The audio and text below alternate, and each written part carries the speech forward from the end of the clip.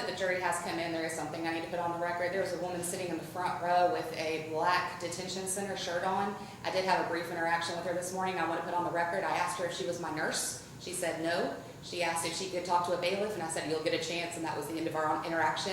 Just because I had that, not knowing she was a juror, I do want it on the record. Okay, so we did determine she is a juror. Yes. Okay. Yes. She was concerned that she had gained this new employment since becoming a juror, and was just concerned about whether she should be here and things like And I that. had no interaction with her about that. I just asked her, I saw the shirt and said, are you my nurse? And she said no. Okay, all right, very good. Okay, and we'll need, where should she wants to observe, where should we? I think it's fine because. Right there, okay. I guess Judge Shoemate wanted them all crammed on one side. Yeah. So I told him that wasn't quite, I said, follow the rules of where you're at. Yeah. There were a few that merged over, but they weren't anywhere near. They could also, once some of them come up, scoot over and they wouldn't be as crowded. Okay. Well, I think she should wear that shirt. Oh. I don't think it should be. You're fine, it's fine for you to stay, we just want, Yeah, I don't think it. Okay, all right, especially after we seat them, then it's no problem wherever you sit, okay. All right, let's call in the jurors.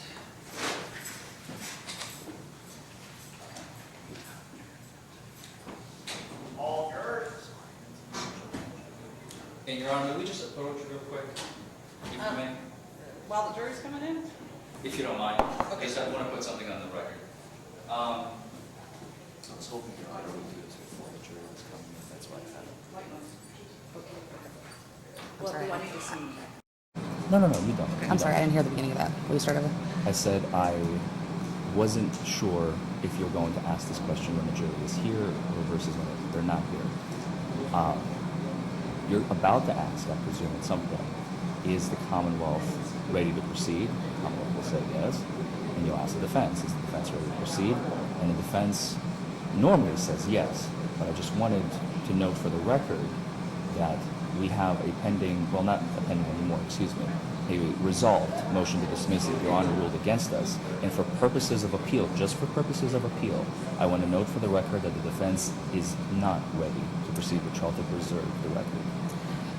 Since we're on the record, and if this is going to be appealed, I want to point out that a court cannot dismiss anyway. The only time a court can dismiss is on a motion for directed verdict. The Commonwealth has not met their burden at that point. Up until that point, it is completely within the purview of the Commonwealth to decide whether or not to proceed.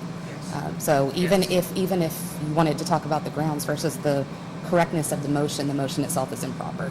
Okay, duly noted. All right. And Your Honor, just to respond very briefly in a few words, there is case law that actually does permit the court to dismiss the case of Commonwealth's failure to announce ready, and they would be forced to be unable to announce ready because of their failure to elect.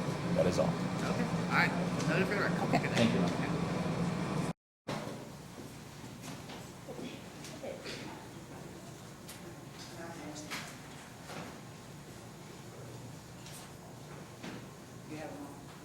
Okay, all right, you may be seated. Thank you very much.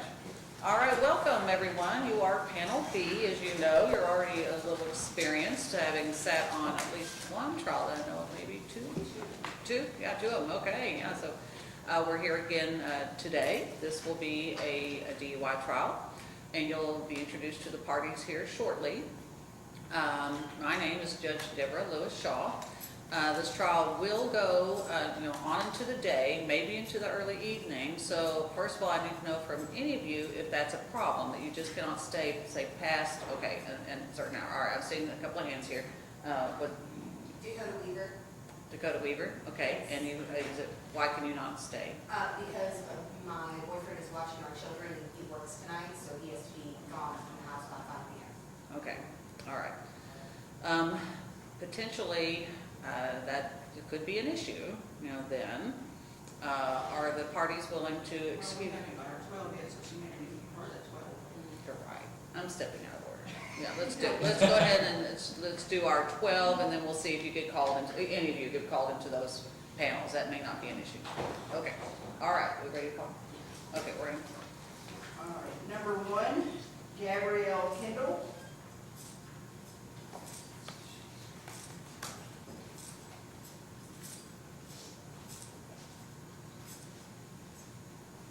Number 7, Mary Ross.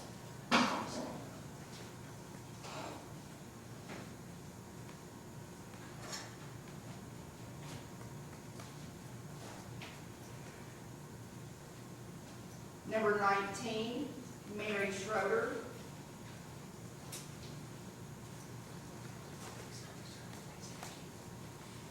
Number 34, Mercedes Beans.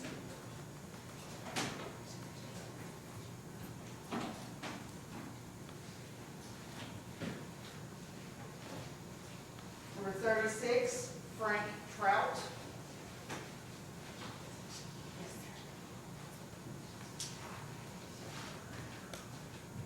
Number 64, Sharina Diamond.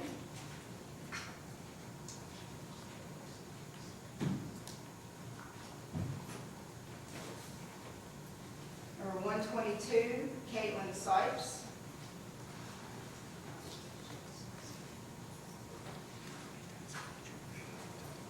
$149, Lauren Swearigan.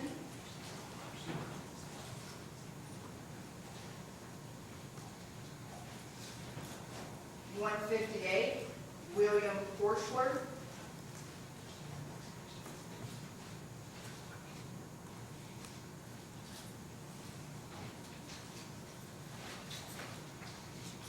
$173, Celie Wyatt.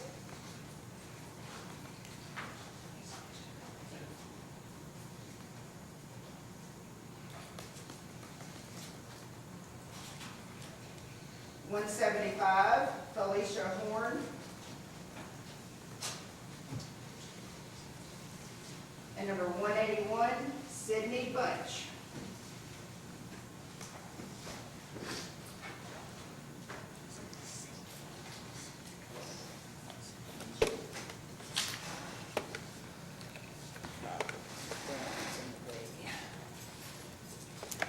Okay, all right. Welcome to the box today. All right, you heard me ask the question before. There's a good chance this trial will go past 5. We don't ever put a trial over to another day. We do a trial, we do it in one day, and we just stay here as long as it takes to get it done. So is that a problem for any of you to remain perhaps into the early evening? Okay, yes, ma'am. I have someone coming to my house at 4:30 to put a ramp on my shed. I have to be there. Okay, there's no one else that could meet them? No, I live alone. You live alone? Okay. And I assume you've had this appointment for a while, probably? Yeah. Okay. Does anyone object to allowing her to be dismissed? Okay, so we'll dismiss you. She's Mary Shorter.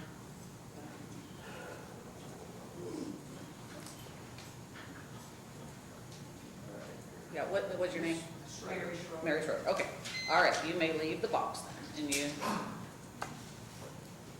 may exit the courthouse. Thank you for coming today. All right, let's call another one.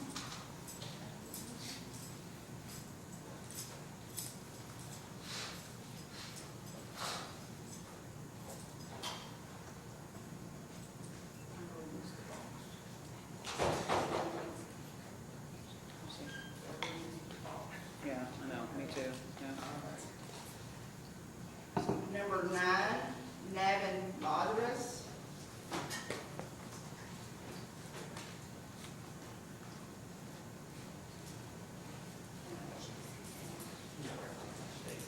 Oh, I do, don't I? Yes. I forgot to bring my own. Okay. Now, I'm going to, before I ask again, I'm going to give you all the oath. I want everybody to raise their right hands. Do you all swear or affirm that you will give true and accurate responses to any questions asked of you here today? Say I do. Yes. Okay. All right.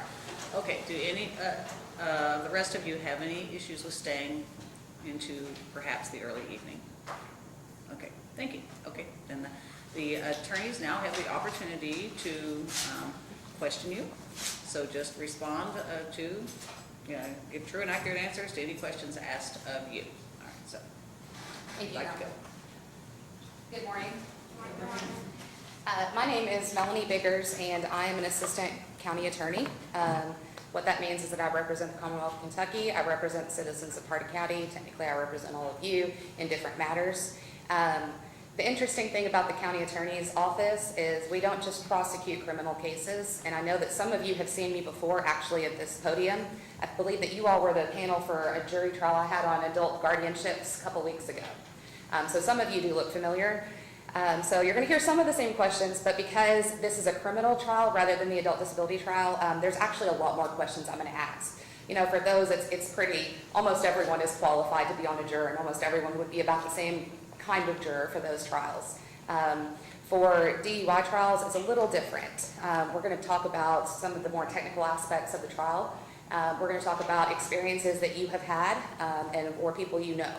So be patient with us while we ask these questions. I promise we're not trying to pry, we're not trying to be rude, we're not trying to trick you into answering something. There are no right or wrong questions or answers. We just need to know what those answers are. For privacy, if you do have an answer that you don't want to give in front of the whole group, that's perfectly fine. If you raise your hand, we can go up to the judge and she can turn on white noise, and we will be able to talk without everyone hearing. To that point also, if you don't want someone to know that you have an answer to a particular question, that's okay too. If you want to wait a few questions and then raise your hand and just say, hey, can we go up there and talk about something? That's perfectly fine. As long as we get that information, we don't care when it is. So this is not about, as I said, this is not about embarrassing you or dragging anybody's personal history out in front of a group of people, but we do need to know that information. If I ask any questions and you don't know what I mean, that's probably going to happen at some point. Let me know that. So I'll try my best to rephrase. I have been at the county attorney's office for about a decade now. Before that, I spent a couple years at the Commonwealth's attorney's office prosecuting felonies. So my entire law career has been spent protecting our community here in Elizabethtown. Through that time, do any of you, other than the disability trial that we had a couple weeks ago, do any of you know me? Okay. The other attorneys in my office, I work for Ms. Jennifer Oldham. She is our elected county attorney and has been for 12 years maybe, something around there. Does anyone know Ms. Oldham on a personal or professional level? Okay. The other attorneys in our office are First Assistant Dawn Jones, Mr. Philip Moore, Mr. Mark Schaus, Ms. Allison Blakelock, Ms. Catherine Clemens, and Mr. Peyton Griffey. Does anyone know any of those individuals on a personal or professional basis? Okay.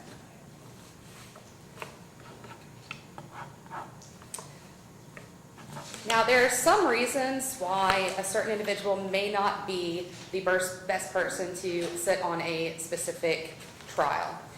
Say that you had been a victim of an armed robbery, you or your brother or your best friend, and because of that experience, you look at those crimes a little bit differently. It has a personal element. You think about what happened to the people that you know and love, and you can't separate your feelings about that situation from hearing something new. So in that situation, we may say, based on your experience, it is completely valid that you can't separate those, but you may not be the best person to sit on a jury for these. So that's why we're going to ask a little bit about history and people that you know that may have experienced certain things.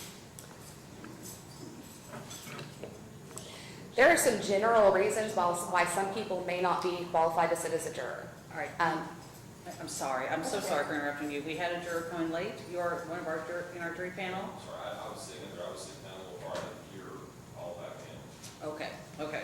I'm going to go ahead and swear you in.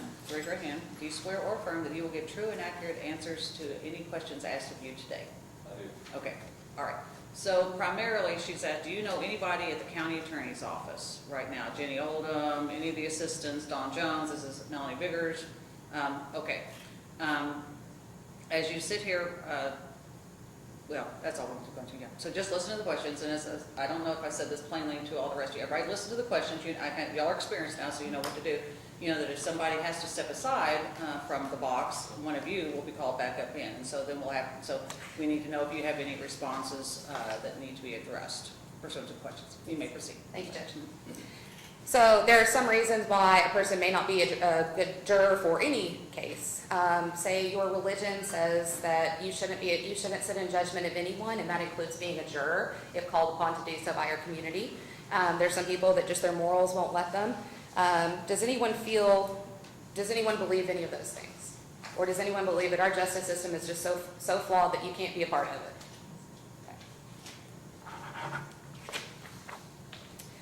Now, if you have a medical condition or need certain accommodations, we can take care of that. If anybody needs help hearing, we have some headphones that definitely help that will feed directly from the system. Just let a bailiff know that you need them. If you need to check your blood sugar or take medication at a certain time, I don't need to know that right now, but if you catch a bailiff, if you're chosen as one of our 6 jurors, catch a bailiff, let them know, hey, I need to check my blood sugar at 1:30 on the dot because it's going to be an hour after lunch. That's fine, we can do that. We just need to know about it. Well, we don't need to know about it. Someone needs to know about it. So let them know that.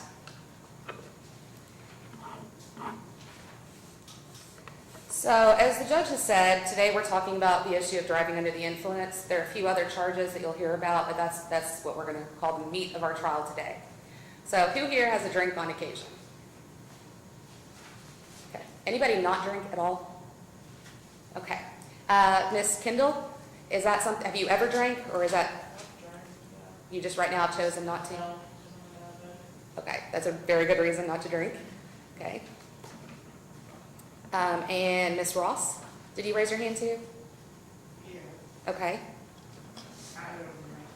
Have you ever? Yes. Okay. And Mr. Madras, Yes. you do not drink either? No. Okay. Have you ever? Yes. Okay. Okay, I think further down the line, yes, Miss Diamond? I drank when I was younger, but not. Okay. And front row, I think I saw a hand or two, maybe? Maybe not. Okay. Has anyone ever had too much to drink? Okay. Everybody knows if you don't drink or haven't drank or you've never had too much to drink yourself, everybody's seen someone that has had too much to drink? Yes. Okay. What do they look like? A little belligerent out there. Just very different from Okay. That's true. Yep. Anybody else? No self-control. Okay. That's true. Changes in the way that they think and behave. What about the way that they look? Do they sometimes look disheveled? What do you notice about their face? What do you notice about their eyes? Okay, sometimes, and sometimes they will look dazed or glazed or glassy. Anybody ever see red eyes in someone that's drank too much? Okay. What about the way that they talk? Slurred. Sometimes their speech is slower. And we all say that, yes, they've had, I think we've touched on it in a couple different ways, some coordination problems, the way they move around in their space is different. So how do we know that someone, so to be clear, because I know they're going to bring it up too, is it illegal to drive a car after you've had a drink? Okay. When is it illegal? Over the limit. So when it's affecting you to the point where you're impaired is what the law says. Everyone understand that? Okay. So what are some ways that in a courtroom we might be able to show you that someone is impaired and over that limit? Breathalyzer. Okay. What are you looking for on a video? Field test. Behavior. Okay. Now, what about, how would we tell when someone is operating a vehicle that they've had too much to drink? Swerving, not staying in their lane. There are a lot of things, right? I mean, all the way up from just maybe swerving or not driving the appropriate speed, all the way up to crashing your vehicle, right? I can tell you this is not a vehicle collision case. So we will be looking at more of the other end of the spectrum. We'll talk about maybe why that is, or we'll talk about different aspects of that later on. But we will see some indications of that. So we've talked about a legal limit or over the limit. What is the limit? 0.08. Okay. So that's what the state legislature in Kentucky has said. Yep, it's illegal to drive when you're impaired, but at 0.08, we know you're impaired. So that's all there is to it. Everybody understand that? Does anybody think that number is too low? Anybody think it's too high? So we got a bunch of people in the courtroom that think the legislature got something completely right. Okay. Now, particularly in our community, we've lost a lot of young people in high-profile DUI accidents, right? And throughout the years, we've found that on a lot of our jurors, we have people very connected to that. And that obviously is going to affect the way that you would sit as a juror in Hardin County that maybe other counties in our state, fortunately, don't have to deal with. So have any of you, close friends or family, been involved or related to a case or know personally of a case that has involved a DUI accident resulting in death? Yes. Sorry, Miss Sykes? I had a bus driver that was rather close to that was involved in a really bad bus accident involving DUI. Okay, and when was that? Was it the Carrollton bus accident? Okay, and did he ever talk about that experience? Okay, what did he say? It changed his life, and he tries to help other people realize it's a dangerous thing to do. Just to protect the DUI driver and also that's usually a lot of other people. Was he a child on that bus? He was one of the survivors. Okay. Now, how has that affected you, hearing that and knowing him? It makes you look at things a lot differently. I grew up always wrote his bus and everything. Makes me visualize things. You talk about how people that don't understand. So it definitely changed my perspective. And has that impacted how you act with alcohol? If I even touch a drop, I refuse to touch keys. Well, thank you for sharing that. I know that that is particularly one of the couple topics in Hardin County that we, more often than not with the jury panel, end up having to talk about. I know it's something that cuts pretty deep in our community, and those scars have not gone anywhere. And I know that even if it's not something that you experienced, knowing someone that did go through that is still difficult to talk about. So thank you for talking to me about that. Do you think that knowing that individual and knowing his story would make it to where you wouldn't be able to be fair and impartial in this case today? I mean, it's hard to say. The drop and touching alcohol, Okay, but you're not sitting here right now looking at Ms. Brock saying, I think she's guilty or I think she's innocent. Okay. And if I were to prove the elements of a DUI and you say, yes, based on the law that I was given, I believe the Commonwealth has proven their case, would you find her guilty? If I don't prove my case, will you find her not guilty? Okay, thank you. Anybody else have, thank you for all of that. Anybody else have someone close to them that has been involved or close to a DUI fatality? So stepping back from the fatality side of that, does anyone know anyone who has been involved in a DUI collision? Okay. Anybody know anyone that's been charged with a DUI? Okay. All right. So let's start in the back. Ms. Kendall? My grandmother. Your grandmother. Okay. How long ago was that? Probably 15, 20 years ago. Okay. Was that locally? It was Meade County. Okay. Pretty local. So did you talk to her while she was going through that case? Okay. Do you think she was treated fairly? The only thing I really remember is the day she left on my mom's phone crying and she got pulled over.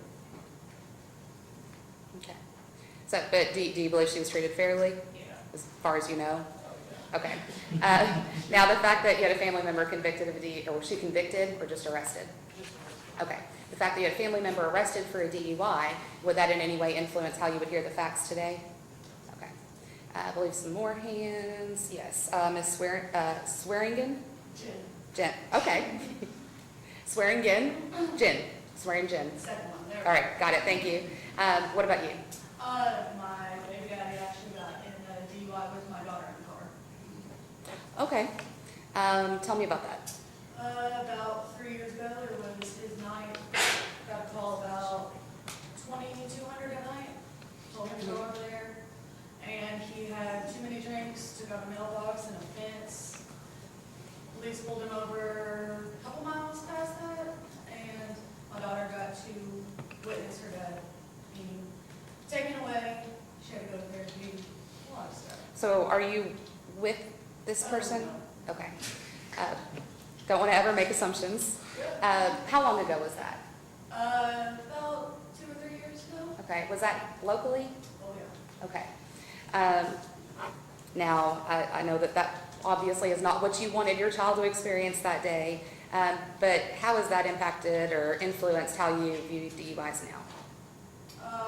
Well, like personally, I don't like to go over a certain limit just because that was was my night off. That's usually whenever I have time to myself, I might drink. And she needed me that night. Thank God I didn't drink, or I would be in the same boat. So you just never get to have a night off. No. I understand that. I have an almost 2-year-old.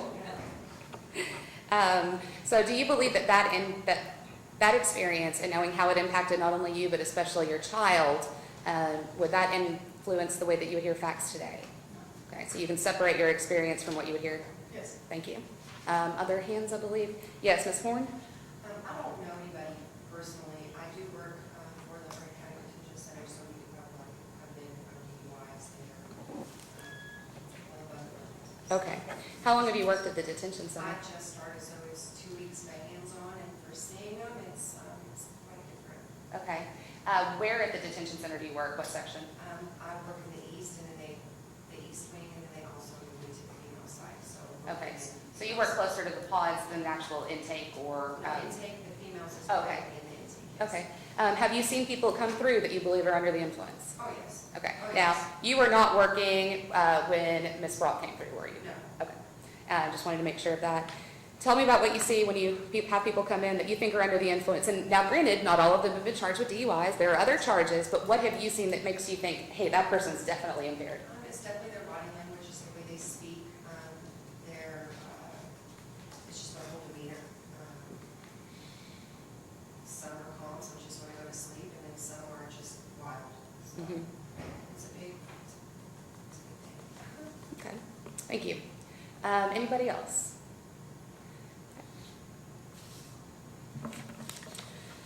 This is not a trick question. Why do we have DUI laws? Protect people. What are we protecting them from? DUI people? Are we also protecting them from themselves, maybe? Yes. Okay. Anybody ever been on the road and seen a car and think, oh my gosh, I think that person is drunk driving? Okay. Anybody ever called 911 when they see that happen? Because I definitely have. Okay. Anybody not ever had that happen? Never seen someone and thought, hey, that person's definitely running all over the road. I bet they're impaired. You've never seen somebody driving that you think that? Okay. Do you drive often? Yes, Okay. purely during the daytime. Okay. All right.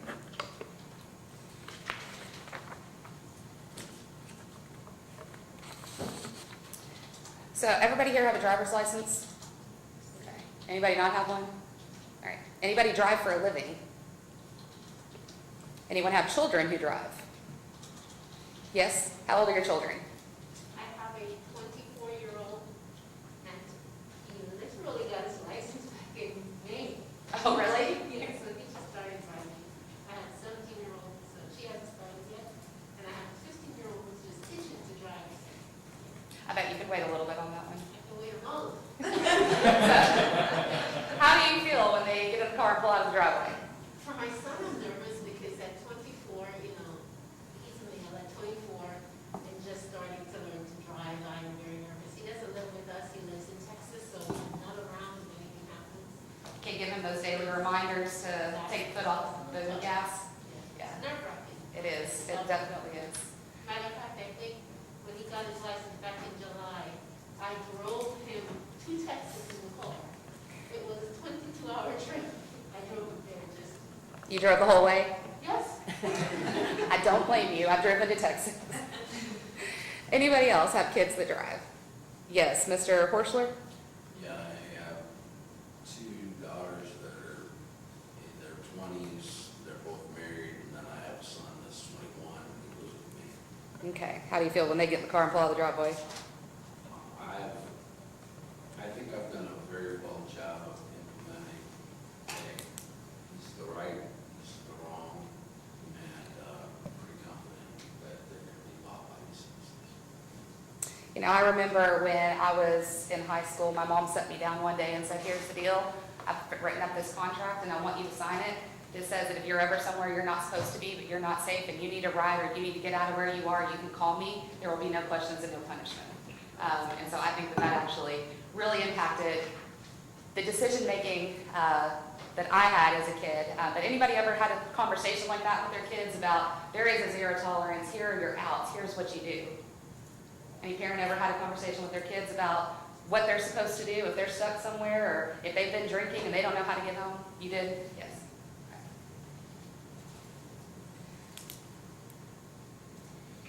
Okay. Was there anybody else that had kids that were driving? Okay.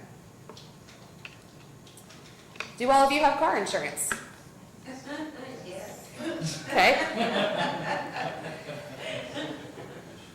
Anybody not have car insurance? Okay. I promise that was not a trick question.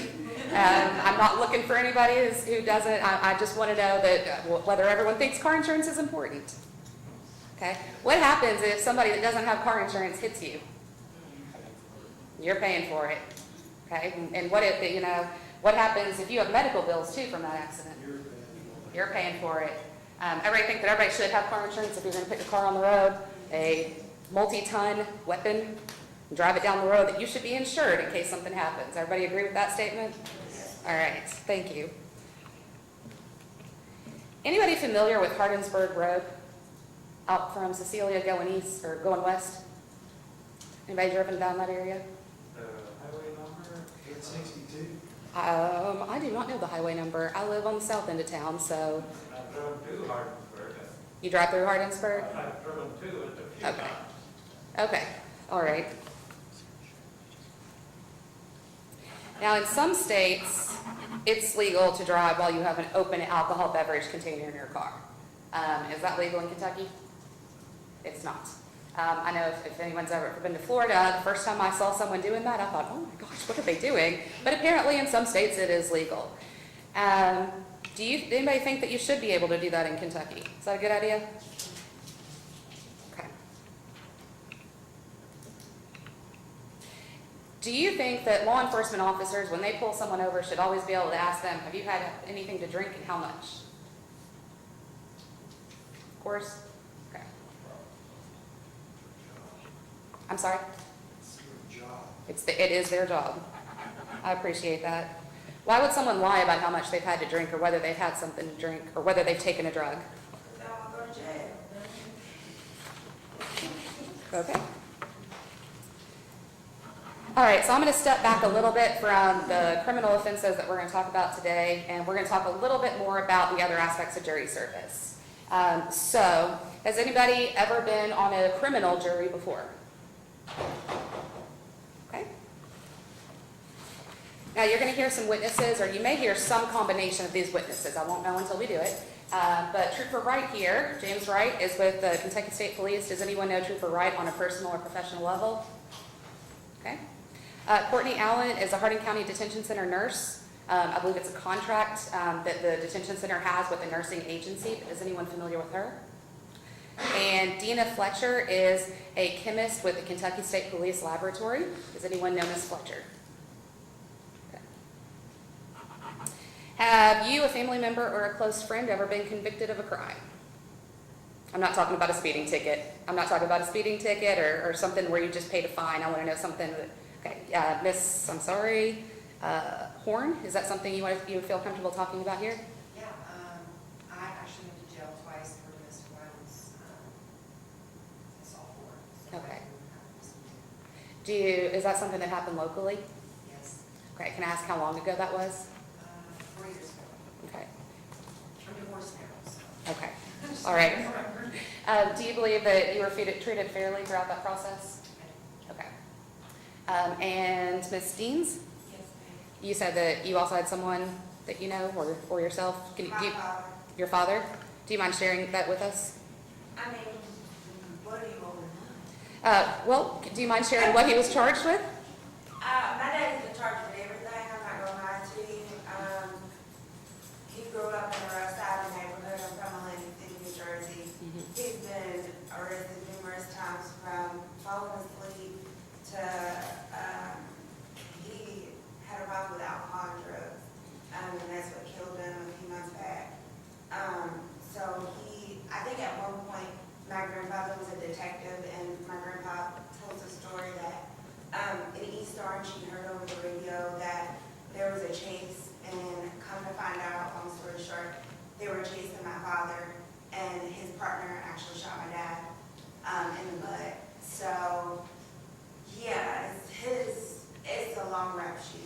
couldn't even start to tell you. Okay. Were you, I mean, around when when that was happening? No, ma'am. Okay. How has that impacted you? As far as like my personal relationship with drugs and alcohol, it's broken me.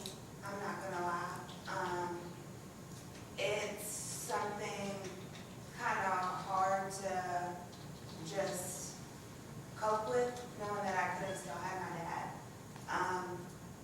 If he just didn't take those drugs. So, I mean, that's really my only issue with it, losing my dad. Other than that, I'm a very, it's not my business type of person. So as far as anything else, I mean, that won't mess up my mindset, but as far as my dad's concerned, I'm lost. I want to say I'm really sorry about that, and I'm very serious about that. In my job, I deal with a lot of addiction issues on our treatment courts that I'm a participant on, and I know that not only does that impact the family when it's happening, but those can be wounds that don't heal. So thank you for sharing that. I know that's difficult to talk about, but do you believe that the personal impact that it's had on you will influence how you would hear the facts today? Would you unduly give any additional blame to someone who has used a substance? No, ma'am. Okay. No, ma'am. Okay, And thank you. for that. I appreciate it. Anybody else have any? Yes, Miss Sipes. I'm sorry. A couple of years ago, my cousin got into some trouble. I don't exactly know what for or anything. I just know he got almost went to jail for a while. I tried to stay out of it, so nothing to do with it. Probably a good approach to take. So do you think that that would in any way make you unqualified to be a juror here today? There's no evidence or anything. Okay. You don't have a bad taste in your mouth because of that experience? Okay. Anybody ever had a bad experience with a police officer or know someone that has? Okay, yes, Ms. Diamond? I think I was emotional one day and I was driving, I made the wrong turn. And the police officer pulled me over. Matter of fact, it was a military police pulled me over. And I think I was emotional, I just started boo-hooing. He stood there with me for like 15 minutes just to calm me down. I think this is like, we give you a ticket. He did give you a ticket? Oh, okay. Now, that experience, is that in any way going to make you feel differently about Trooper Wright testifying today? No. Okay. Anybody know anyone that works in law enforcement? Retired? I know you said your grandfather was a detective. Is that who you're talking about? Okay. Was that up in New Jersey? Yes, East Orange. Okay. Do you know how long he was a detective? I'd be lying to you. Okay. That's fine. That's fine. Anybody else know anyone in law enforcement? Yes, Miss Swearingen. There we go. Yeah, I know some people. My dad goes to church with some of them, so I've grown up with a couple of Okay. sheriffs. Sheriff's deputies? One of those? Okay. Uniform with a badge? Yes. Okay. Now, the fact that you've always had those people around you in some capacity in your life, does that in any way influence how you listen to their testimony? You're not going to give Trooper Wright more or less credit just because he's wearing a uniform. You're going to listen to what he says and make your decision based on that? Thank you. And obviously, Ms. Horn, with your job, I assume that you've interacted in the past couple of weeks, especially with a lot of them. Yes. Now, the fact that you work for the detention center and you're part of the criminal justice system, is that in any way going to influence how you would hear testimony from law enforcement today? Okay. The fact that I have a nurse who is involved in this case that you may or may not hear from today that has worked some in the Hardin County Detention Center, is that in any way going to influence you? Okay. All right, we're almost done, I promise. But do you believe everything you hear? No. Obviously, you shouldn't. While maybe there are some people out here today that do, I don't think the majority of us are. So how do we determine what is true and what's not true? Facts, proof. Listen to whether or not, how do we determine whether we believe someone's credible? Body language can be a part of it. Okay. Now,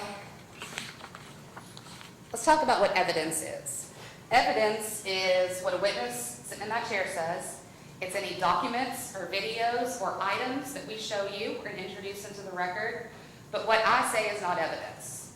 What Ms. Brock's attorneys say is not evidence. Our job is to present evidence to you and shape that evidence. But anything we say is not evidence. So unless someone else has said it or you've read it on a piece of paper that we've given you, it's not actually evidence.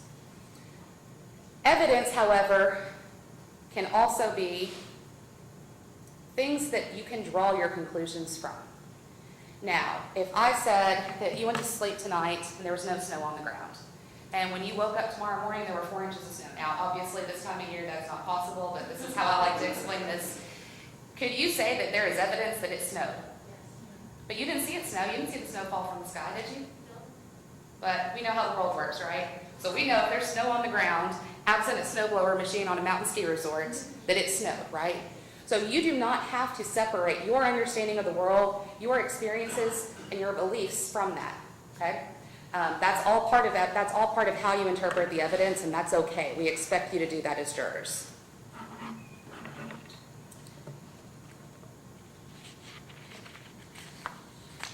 I like to end by saying, is there a question that I didn't ask that I should have? You know, we've been for about 12 years asking jurors these questions, and I can tell you there are times where I've had jurors come up to me after their service is over and say, why didn't you ask that question? That seems so basic. Why did you not touch on that? And I'll tell you that doing this a lot, it's hard to interpret everyone's experiences and how it might impact them. So I like to always end with, is there something else that you think that we should know about your ability to serve as a juror here? Okay. Thank you all for being here. I know that this is probably not everyone's favorite civic duty, but it is very important. You hear defense attorneys say a lot, well, this is the defendant's day in court. This is their day in court. Well, this is the Commonwealth's day in court too. This is our chance to present to you something that we think someone did that violated our laws, because we're trying to keep our community safe. So this is just as an important day for me and for the county and for the Commonwealth of Kentucky as it is for Ms. Brock. So thank you very much. Thank you, Ms. Biggers. Okay. Do you mind doing the approach real quick? Yes.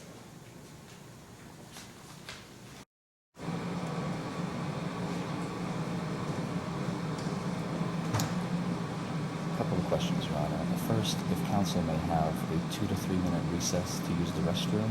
Okay. And secondly, I don't know what time the court wishes to break for lunch, but I am definitely going to be going more than half an hour, probably past noon, so I don't want to keep them here hungry We really, yeah, I'd really like to get our 6 seated.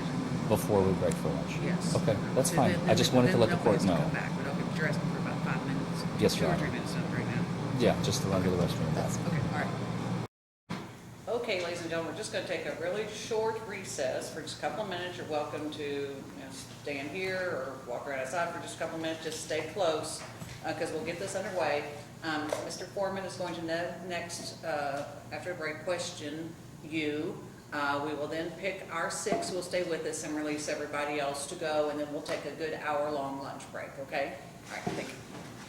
All rise.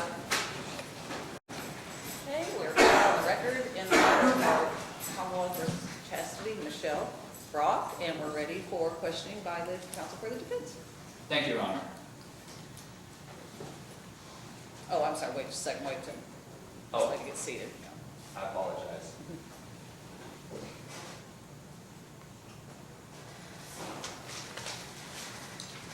It happens when you're trapped in your own head, Your Honor. Yes. You don't pay Yes. attention to your surroundings.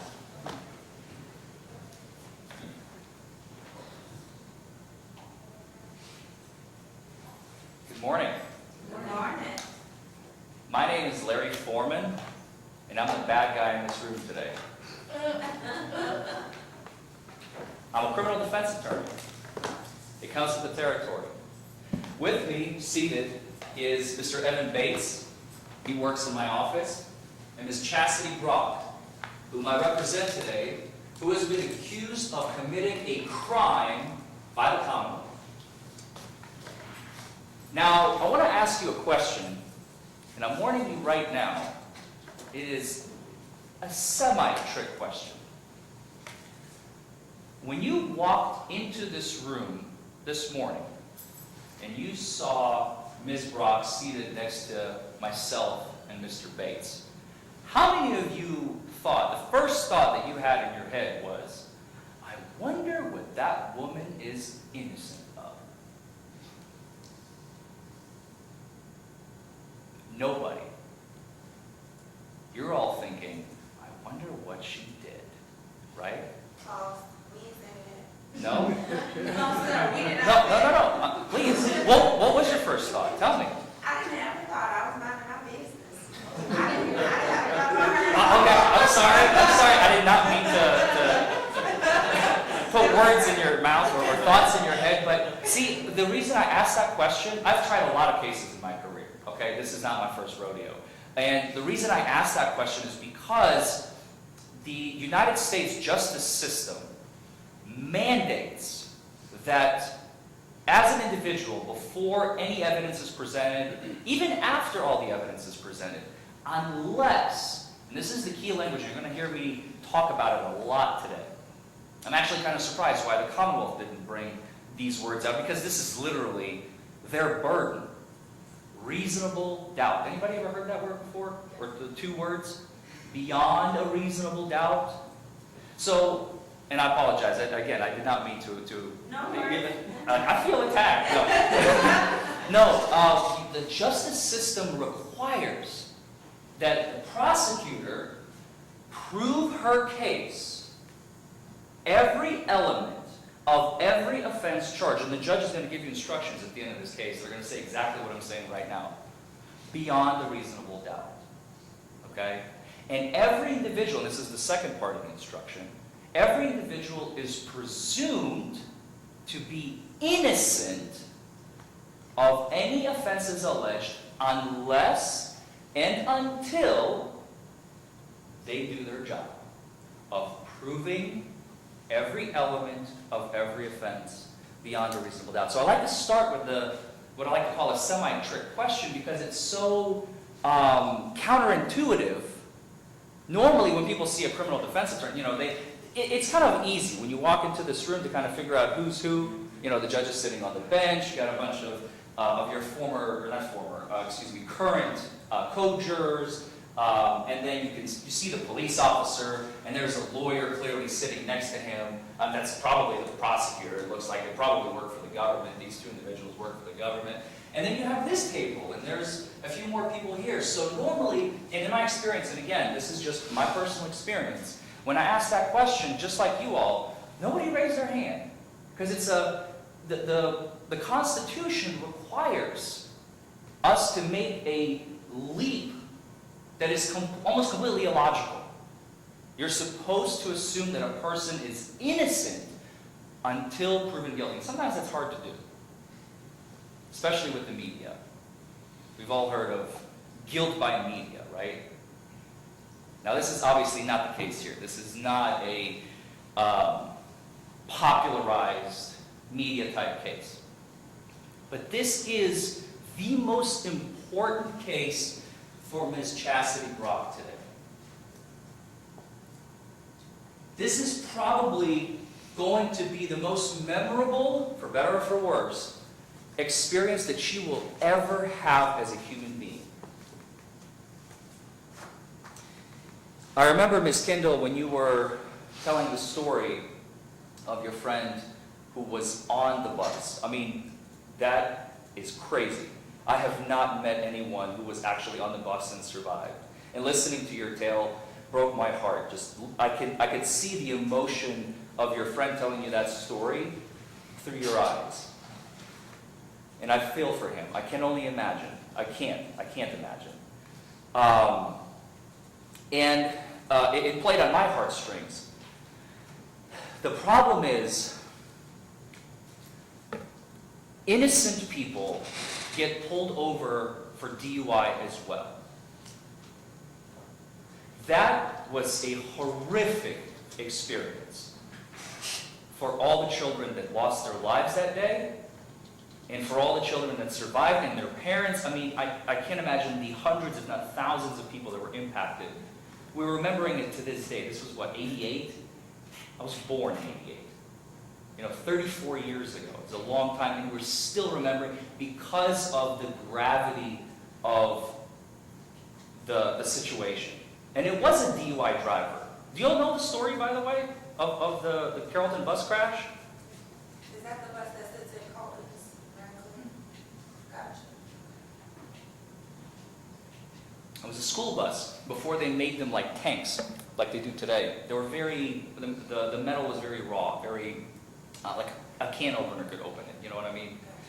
And this was on 71. I believe the bus was going north and the car was going south, the drunk driver, and he either lost control of the vehicle, he veered across the grass into the other side, and I believe he clipped the bus on the right-hand side, basically opening it up, setting the gas tank on fire, and the whole bus went up in flames. A bunch of kids literally roasted alive. It's horrific. And we are sitting in the county of, why is it, it's called the Carrollton bus crash because it happened over there. Why are we talking about it here in Hardin? Hardin is, I believe, where the kids were from, if I'm not mistaken. North Hardin High School. Thank you. I actually did not know that. So anyway, I want to address it because I think it's important as a remembrance, but I don't want it to cloud the atmosphere of today's case. Because Ms. Chastity Brock's case is absolutely nothing like the atrocity that happened 34 years ago. Okay? All right. I told you I'm the bad guy.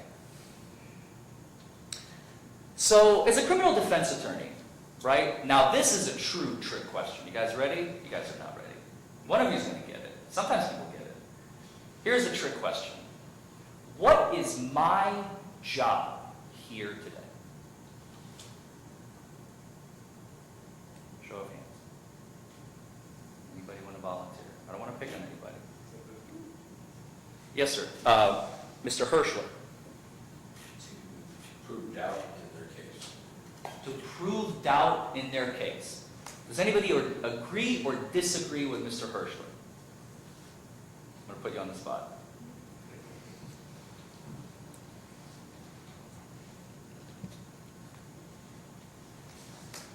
Ms. Wyatt, do you agree or disagree with Mr. Hirschler's statement? That's part of it? To prove doubt? Poke holes in their case?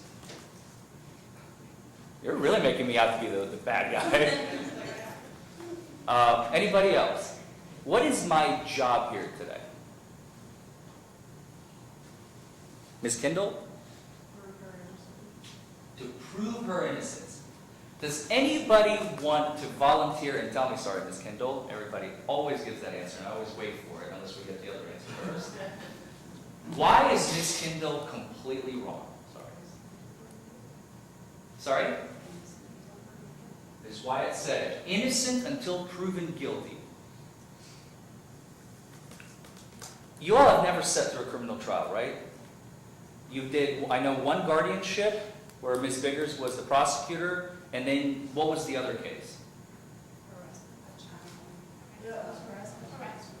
Harassment? Harassment case, okay. Harassment is not a criminal charge. It was physical contact. Harassment without physical contact, with physical contact. Okay. Okay, well, all right, you were there, I wasn't there. So, but this is going to be your first introduction as jurors in your third trial now, as to the concept of beyond a reasonable doubt. There are really three major, well, actually, I just realized I completely lost my thread, so I'll come back to this. My job here today, theoretically, I don't have to do anything. Because as Ms. Wyatt said, it is the prosecution's burden to prove their case, every element of every offense charged, beyond a reasonable doubt. I could sit here with Mr. Bates and Ms. Brock, and we can play cards all day long. And Ms. Biggers will say, or the judge would say, your next witness, Ms. Biggers, and Ms. Biggers will put on witness after witness after witness, and they will testify, and the judge will ask, Mr. Foreman, do you have any questions of this witness? And I'll say, no, Your Honor, and I'll just play my six of spades or whatever. I don't have to do anything. The law does not require us to do anything. The burden of proof lies on the prosecution. Now, I will be doing something, I promise you that. But the law does not require us to do anything. If, by the end of the case, after all the witnesses that Ms. Biggers has called, even if I don't ask a single question, but you have a reasonable doubt as to Ms. Brock's guilt, what must your verdict be? Shout it out. Not guilty. Right? Does anybody disagree with that statement?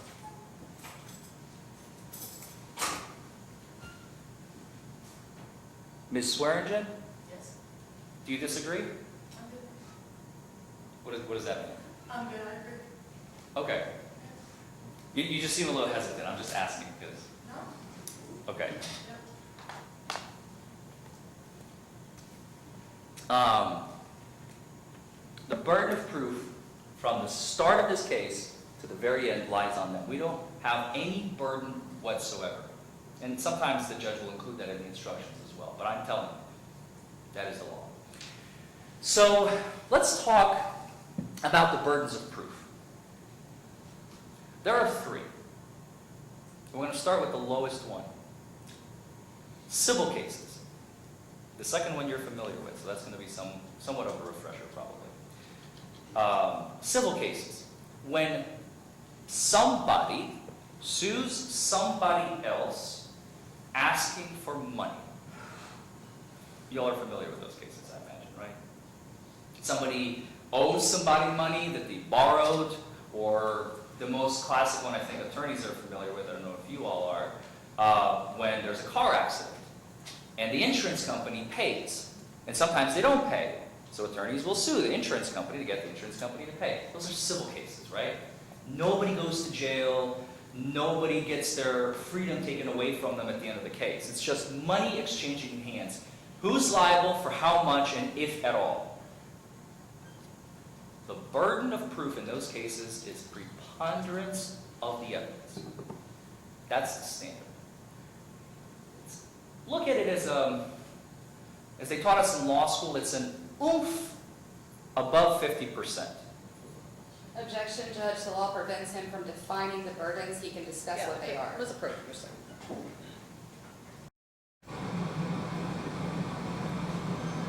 Look, I appreciate what you're trying to do, but you're not asking any questions. This is where you ask questions. You can make that argument in. I will be asking questions, and I have been asking questions, Your Very Honor. few. I mean, we need to keep this moving along. Stay to the matter of this case. They don't need legal definitions of burdens of proof. Stay with beyond a reasonable doubt. Yeah, you can call that all day long if you want to, but I'm just trying to explain the fact that they understand that there are multiple burdens of proof, and I will move faster, Your Honor, if that's okay. Just to clarify, I think he could say this is less than this other burden, but you cannot in any way define what they are. The law is very clear on that. For reasonable doubt, you're absolutely right. I've never seen any case law on preponderance of the evidence. You cannot define burdens, period. I was certain that I could not define beyond a reasonable doubt, Your Honor. I'm just saying, let's keep it moving. Understood. The second, the one that you are most familiar with since you served on this case, is the guardianship case. Do you all remember what the burden of proof was in the guardianship case? Anybody? I think we got to go. Yeah, it was right. Oh, well, that kind of defeats that purpose. You never got to the jury instructions. Okay. Well, let me tell you, it is clear and convincing evidence. Anyone ever heard that term before? It's a rare term. Ms. Diamond, where did you hear that term? Watch TV. We watch all kinds of law TV, so movies or And that's you're familiar that that's the standard with guardianship cases to determine whether or not. Don't really know why, but I've heard it because, you watch TV. Matter of fact, in my house, my mother's always listening to some judge, show Judge Judy, Judge so like, oh, yes. Yep. Clear and convincing evidence is the standard that is used to determine whether or not you can handle your finances, for example. And it's also the same standard that they use to take your kids away from you, to determine whether or not you're an unfit parent. The government, if they determine by clear and convincing evidence that you are an unfit parent, can deprive you of parental rights. Did you know that? How many of you knew that? Ms. Sipes and Ms. Swearingen, you all knew about that? Beyond a reasonable doubt is the third one. The highest standard in the land. There is nothing higher. That is what is required of Ms. Biggers today to prove Ms. Rock's guilt on all charges. And if she fails to do that on any single one of the charges, what must your verdict be? Not guilty, right? Okay, let's move on.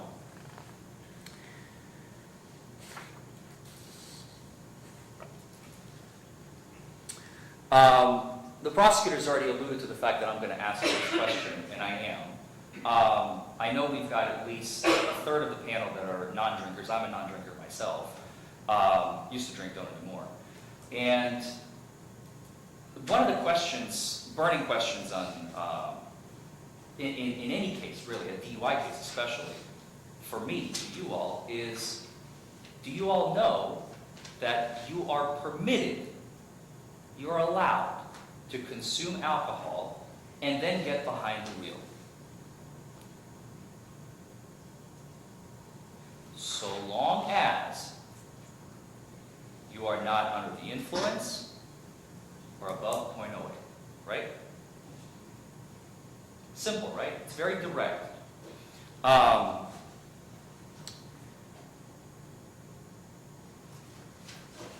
any of you, in this case, you're going to see evidence, as Ms. Biggers has already explained. One of the pieces of evidence that we expect to come in is blood evidence. Have you all ever had blood taken from you for whatever reason? Who has had blood taken from them? Have any of you ever taken blood? Are you a certified phlebotomist, nurse, or Ms. Swearingen? Yep. Are you a certified Medical assistant in Louisville. medical assistant in Louisville? Yes. So you've extracted blood from people. That is correct. Could you tell us what happens if the sample that you've extracted is improperly stored, for example? What would happen to the sample? It's thrown out, you need a new one, Why is that? because it's no longer valid. Like, you can't get any results from it. It's contaminated at that point. Ms. Diamond, do you agree or disagree? I believe there's a process where you have to keep the bloods moving, separated in plasma. So if you don't store it well, you won't be able to get the right results. So the blood has to be continuously moving, otherwise you're not going to get the right results. Okay, let me ask you a different question. What about refrigeration? Should blood be refrigerated? Yes. Ms. Swearingen, you say yes. Yes. Why? It has a containment period to where we usually keep it for about a week at our office. That way, if something else needs to be ran on the blood, it can go ahead and have those tests run, and like she said, spun down depending on what kind of test, put it in the centrifuge, and send it off. What would happen if a blood, let's say, is not refrigerated for an extended period of time? It'll pause. It'll go ahead and just break apart, not good. Can you use it for any purpose at that point? No, after a certain period of time, no.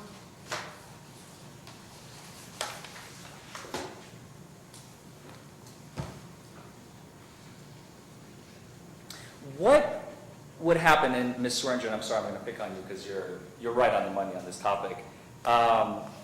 Could you tell us what happens if there is no anticoagulant or preservative in the tube? Well, first of all, what is anticoagulant and what is preservative? So the anticoagulant, it'll go ahead and it'll just bind to it, like whenever. So I don't work in a lab there. I will just draw, okay? Fair enough. I was just asking if you know. If you don't know, that's fair. I know a little bit, I don't know all of it. So half and half, because we only run CBCs and then we'll do, What is a CBC for people not familiar? the complete blood count. They'll go ahead and see how your body's looking on the inside. And then if additional testing is done, I'll just draw the blood and then put it in a centrifuge to create the serum and send it off. And that's pretty much it that I do at the office. When you send it off, where do you usually send it? CPA. What is CBA? Oh, okay. Sorry, I'm not familiar with it. This is your line of work. It's a lab. It's a lab. It's a lab that Norton Healthcare is employed with. Okay. And when you send it off, do you take any measures to make sure that the container has like a cooling element or anything like that? The people that pick it up, they have to pick it up twice a day, and it's usually a set time. And we keep it in the refrigerator, so if we have to spin it down, like it sits for 10 minutes, spin it down, put it immediately in the refrigerator. Usually it's in there, it's a set time or a set temperature, and then they'll come and get it, and they usually have their own cooler that they bring. So it literally goes from refrigerator to refrigerator, and then I imagine at the lab to another refrigerator. There is like no break in the chain. Okay. Ms. Diamond, are you familiar at all with the process? No, I was a medic over 15, 16 years ago, so no, I used to draw a lot of blood, but once we draw it, we package it, and it gets sent, really not on the process. Okay, so let me ask you about drawing blood, Ms. Diamond. There is a proper procedure, and then there's a wrong procedure to draw blood, right? Why must you follow proper procedure when drawing the blood? Contamination. What is contamination? I mean, for instance, you'll go into the lab and you'll see people take this swab and do this. Well, you're rubbing with it, you're contaminating the skin. It's supposed to be a white one, white when you're done. Rubbing blood touches the skin, as opposed to the skin. What about the environment that you're in? Are you familiar with the term septic versus antiseptic environments? Vaguely? Could you tell us what they are, if you know? Okay, that's fair. Ms. Swearingen, are you familiar with those terms by any chance? Vaguely, how I would like try to remember it is clean and unclean. Clean and unclean. Septic, unclean. Yes. Antiseptic, clean, right?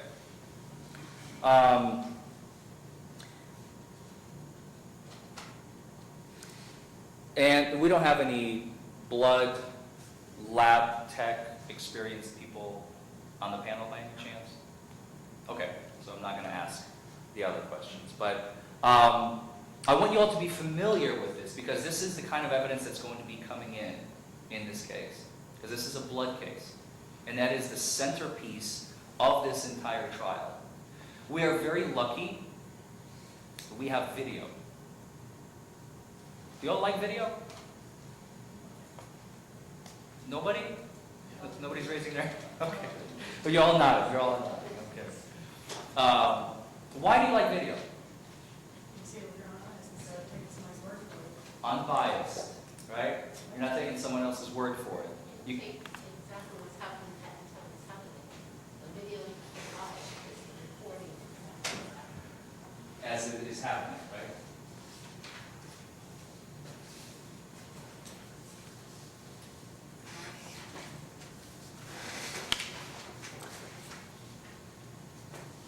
This case happened in November of 2020, November 7th, 2020 to be exact. Anybody remember anything interesting that may or may not have happened in 2020? Something that changed maybe the entire world forever, maybe? Would you imagine that in November of 2020, an individual working for the government would be wearing a mask?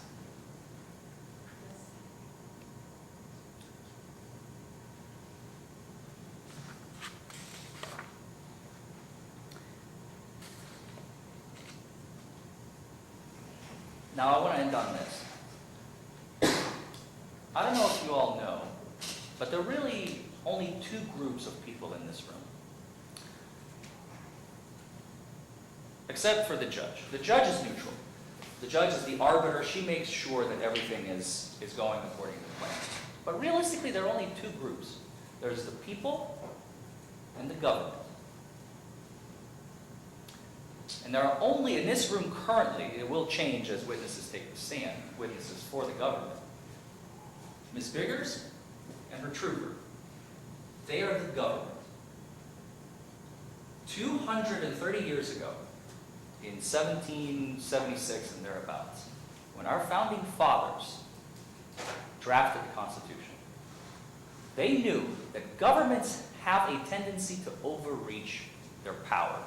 Does that kind of ring a bell from civics class? Anybody? Anybody think otherwise?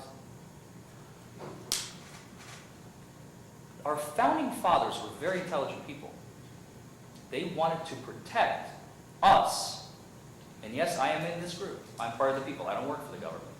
Neither does Ms. Brock, neither does Mr. Bates, neither do you all. We are the people that our founding fathers wanted to protect us from the government. Does anybody have an issue with that fact? There are actually two camps in this room. We don't all belong to the same group. Is everybody okay with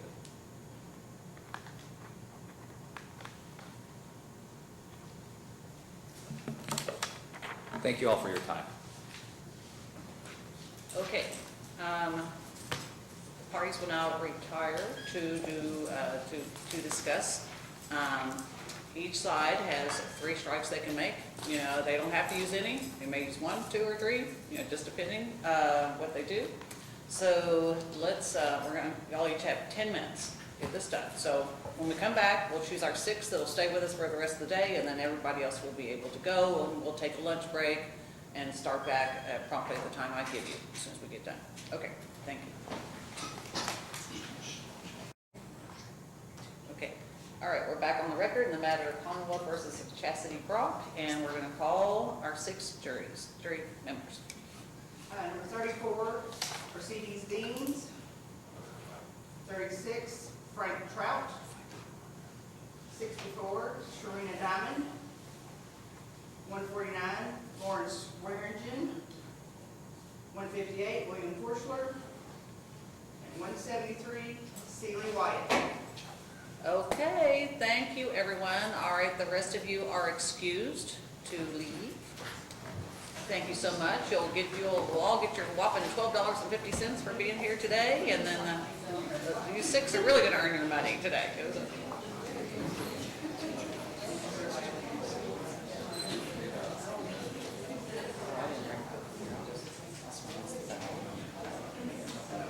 Yeah.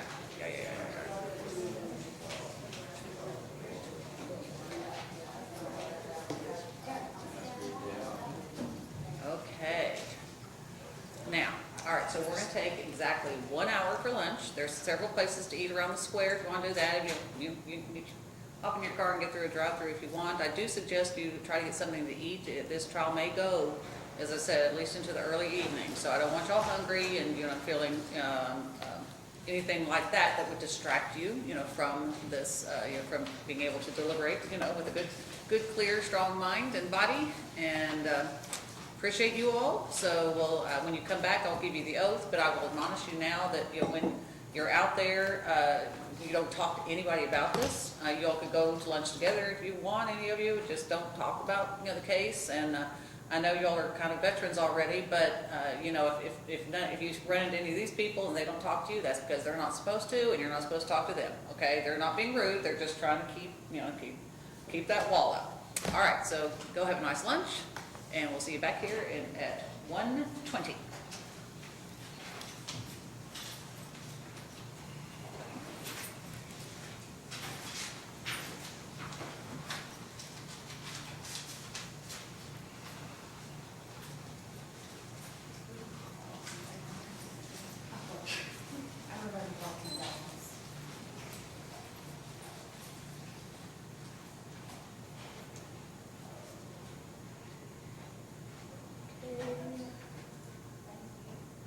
All right, so we'll break for an hour. Is there anything we need to do off the record before 1:20?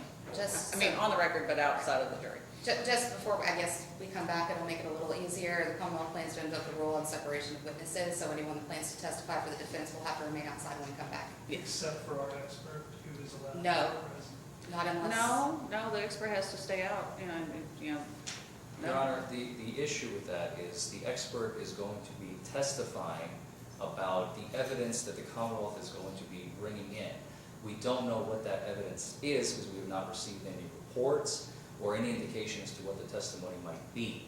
And our expert is going to be entirely, this is the purpose of an expert, he's going to be relying on the laboratory technician's testimony, the police officer's testimony, and then rendering an opinion based on what he has heard and seen in the courtroom today.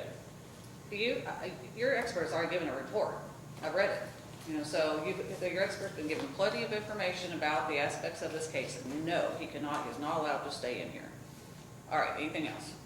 I just wanted our objection noted for the record. Duly noted, yes. Thank you. Okay, anything? No, that's it. else? Okay, then Thank we'll you. start back promptly at 1:20.